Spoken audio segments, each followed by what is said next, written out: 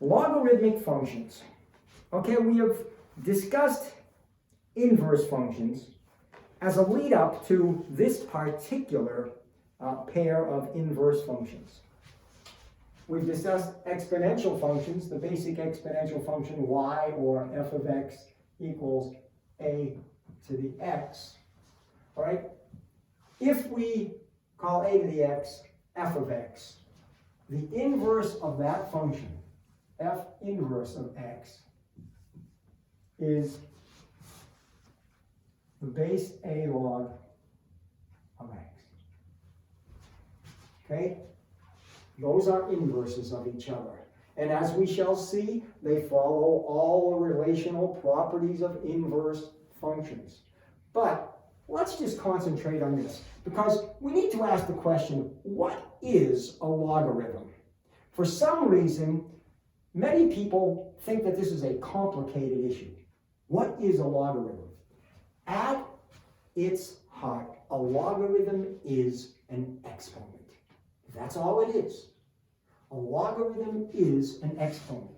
If I say, for example, that the base a log of x equals y, what that means is the exponent to which we would have to raise the base a to get x is y. The exponent is y. This means that a to the y equals x. Right? That's all that means. You should be able to take any logarithmic equation and rewrite it as the equivalent exponential equation. But the log is the exponent. Now you can see, of course, why these are inverses of each other, because this says y equals a to the x.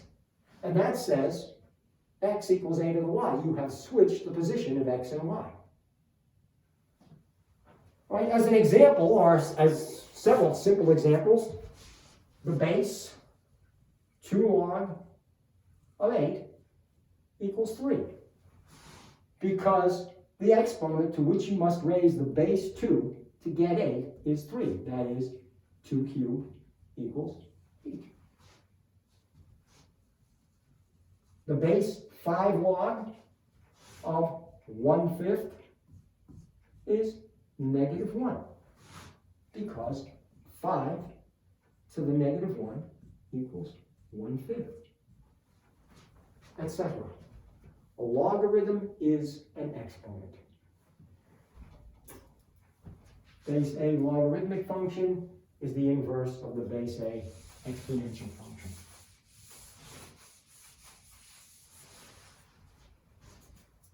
Now, if I had a class in here, I would ask, is that clear? Since nobody's complaining, I'll move on. All right. Now, just as we said with any pair of inverse functions, let's see what we have with the exponential and logarithmic function. All right? A to the x, let's write this f of x. F of x equals a to the x. F inverse of x equals the base a log of x. The domain of this function is all real numbers. The range of this function is positive numbers only. The domain of this function is positive numbers only. The range of this function is all real numbers.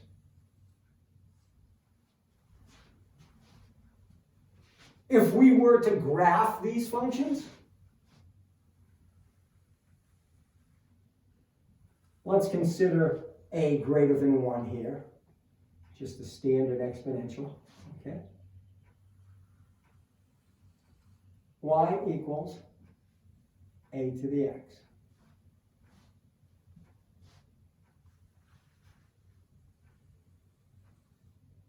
Y equals the base a log of x. Note, 1, 0, I'm sorry, 0, 1, 1, 0. Domain here, positive numbers only. X can approach 0, but will never reach it. Range here, positive numbers only. Domain here, all real numbers. Range here, all real numbers. They are reflections across the line, y equals x. And of course, the cancellation equations apply here as well. That is, a raised to the base a log of x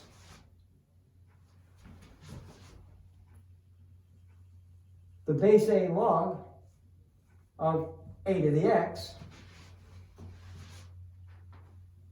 either way, we have x. All right? This is f of f inverse, this is f inverse of f. They cancel each other.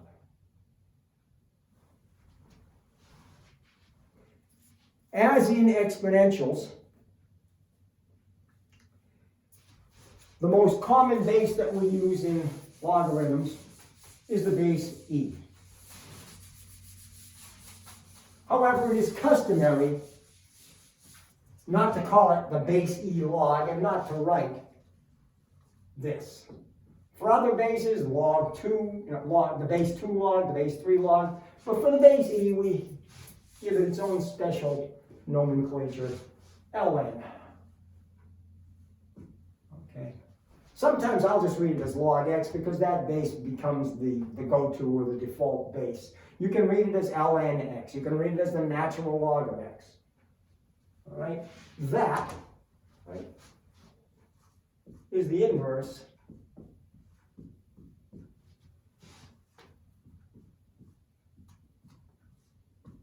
of that. So, again, e raised to the ln x equals x,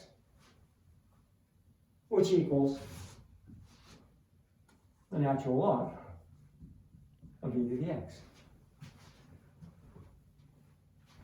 The natural log of e is 1, because e to the 1 equals e. The natural log of 1 equals 0, because remember, there's an understood e as the base here. E to the 0 equals 1. The log is the exponent.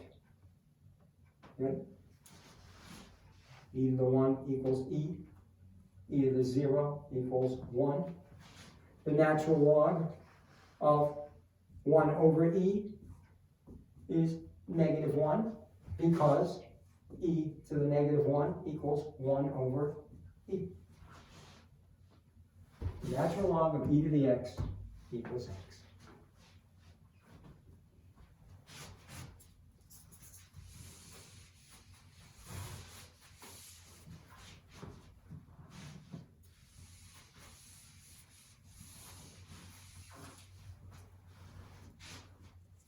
Again, one of the most valuable skills that you can develop is the ability to look at a logarithmic equation and rewrite it as the equivalent exponential equation and vice versa.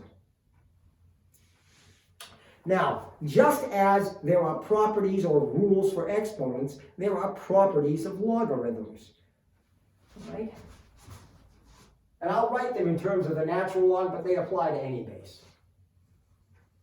The log of a product is the sum of the individual logs.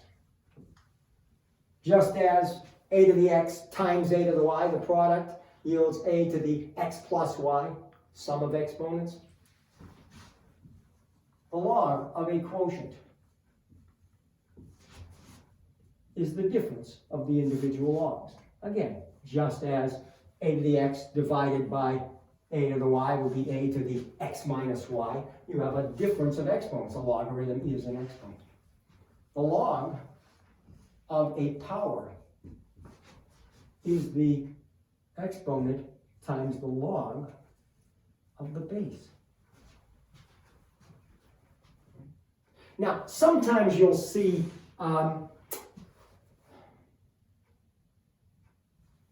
this written as a separate rule the log of 1 over x equals negative ln x. I don't usually consider this a separate rule because really what we're dealing with here is either, it's a result of either this rule or this rule. Because remember, the log of 1 over x is the log of 1 minus the log of x, but the log of 1 is 0 and you're left with negative log x.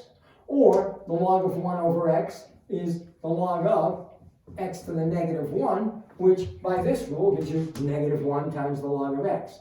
So again, some textbooks will call this the reciprocal rule. Fine, it's true, but it doesn't really merit its own standing as a property of logarithms.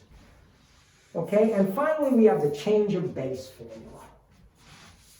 The change of base formula simply shows us that any logarithm can be rewritten as a natural logarithm. That is, that the base a log of b can be written as ln b over ln a. Okay? I suppose we could prove that pretty easily. The base a log of b, if we say that that equals x, then what we have is, again, rewriting this as an exponential equation, that means that a to the x equals b. Now, if we take the natural log of both sides, the natural log of a to the x is x ln a. Well, that equals ln b, which means that x equals ln b divided by ln a. And our trusty old transitive property of equality says that if this equals x, and this also equals x, then this must equal this, and that's the change of base formula. So that's our introduction to logarithms. Now, I'm just going to mention briefly inverse trig functions. I'm not going to get into these in any depth because that will come later. And I'll just mention the inverse sine and inverse cosine functions. Now, the first thing that you should think of is, hey, how can the sine and cosine functions have inverses? They are not one-to-one. If you look at their graphs, clearly they fail the horizontal line test miserably. Any periodic function will fail the horizontal line test. Well, as I said before, if you limit or restrict the domain, you can create a new function that has an inverse. So for the sine function, if we take the sine of x, y equals the sine of x, and restrict the domain to negative pi over 2 to pi over 2, well, the graph of that function is a very limited graph from negative pi over 2 to pi over 2. Well, we lose nothing in our range because the range remains negative 1 to 1, but each of these y values is used only once. That function has an inverse, right? That function has an inverse. And the inverse of that function is called, and the names are interchangeable, y equals the inverse sine of x, or y equals the arc sine of x. And of course, domain and range would switch. What this means in English is y is, remember equals means is, the angle in negative pi over 2 to pi over 2, whose sine is x. Okay? Now you see, in this, x is the angle, y is the function value. In the inverse, y is the angle. X is the function value. So, just as a simple example, we know that the sine of pi over 6 is 1/2. Well, the arc sine or inverse sine, whichever way you want to write it, I'll write it as arc. The arc sine of 1/2 is pi over 6. The angle in negative pi over 2 to pi over 2, whose sine is 1/2, is pi over 6. And for the cosine, we do much the same thing, except we have to restrict the domain just differently in order to maintain our 1-to-1 standing. All right, for the cosine of x,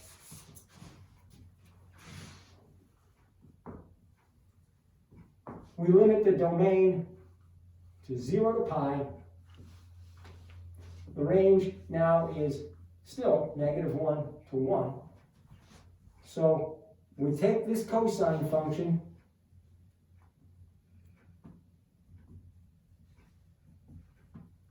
and what we get is that, from -1 to 1, we get all our y values, but only once. That function is 1 to 1. So y equals inverse cosine of x, or arc cosine of x, means y is the angle in 0 to pi whose cosine is x.